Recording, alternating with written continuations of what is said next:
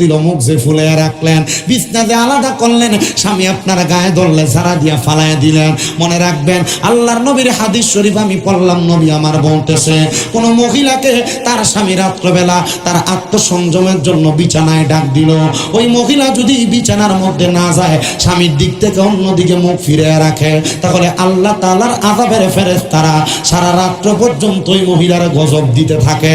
মা বোনেরা, দিনে যত ঝগড়া হোক না কেন, রাত্রবেলা যেন স্বামী স্ত্রীর বিছানায় বালিশ একটা হয়। নবী আমার বলে, ইয়া রাসূলুল্লাহ কি বলেন? নবী আমার বলে, কোন স্বামী স্ত্রী যখন বিছানার মধ্যে ঘুমাইবা, তোমাদের বালিশ যেন একটা হয়। ইয়া রাসূলুল্লাহ কেন?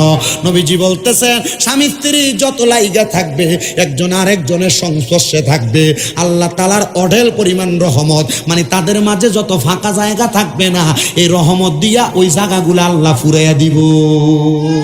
জবান খুলে জোরে জোরে কন্যা সুবহানাল্লাহ।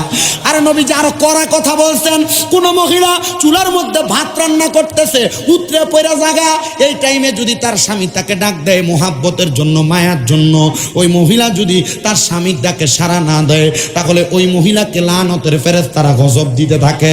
ওই মহিলার ভাত সামলানোর আগে তার স্বামীকে সামলানো তার জন্য ওয়াজিব হয়ে জায়গা। ও মা বোনেরা, কেমনে তুমি তোমার স্বামীর কথা শোনো না?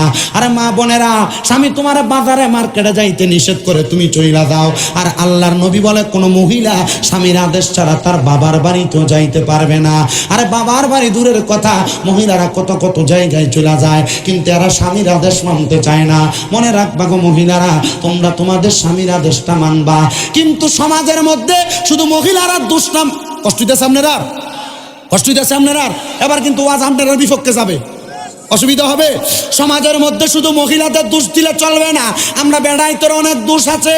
একটা পরিবারের মধ্যে একটা মহিলা 3 কারণে অশান্তি করে। ইয়া রাসূলুল্লাহ, কোন 3 কারণে অশান্তি করে? নবীজির মুহাক্কিক আলেমগণ বলতেছে, একটা মহিলা তার পরিবারের মধ্যে অশান্তি করে 3 কারণে। 1 নাম্বার কারণ তার স্বামীর অবাধ্যতা, স্বামীর পরকীয়া, স্বামীর অবাধ চলাফেরা। 2 নাম্বার তার শ্বশুর শাশুড়ির জ্বালা যন্ত্রণা।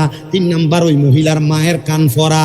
কেমনে শুইনালন বাবারা, আপনারা সিগারেট খান, আপনার মুখে দুর্গন্ধ, আপনি ঘরে গেলে যখন ঘরে যান, আপনার স্ত্রীর কাছে গেলে আপনার মুখের দুর্গন্ধের কারণে আপনার স্ত্রী আপনার কাছে আসতে চায় না, আপনাকে ভালো লাগে না, তখন দেওয়ারে ভালো লাগে। কতক্ষণ না কেন আপনার বউকে আপনার লাঠি দিয়ে খাট থেকে ফালাই দেন, এটা আপনার সৌভাগ্য মিয়া। আমি দেখছি না মাঝে মাঝে সিগারেট করার বিড়ি করতে যদি লগে দিয়ে রিক্সা বা অটোর ভিতরে বইয়ে, মানে ধুয়ের গন্ধ আর সাইতে বালা, এর সিগারেটের গন্ধ যেমন গন্ধ। কতক্ষণ না কেন? হ্যাঁ ঠিক তো কয়, হ্যাঁ ঠিক নেই।